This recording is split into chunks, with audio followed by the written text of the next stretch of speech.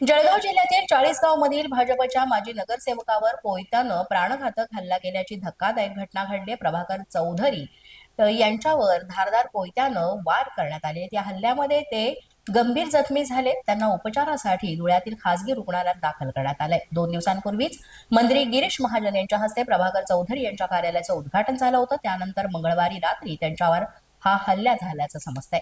चौधरी यांच्यावरील हल्ल्याची माहिती मिळताच पोलिसांनी तत्काळ घटनास्थळी धाव घेतली आणि गुन्हा दाखल करत हल्लेखोरांचा शोध घेण्यासाठी पथकं तैनात केलेली आहेत.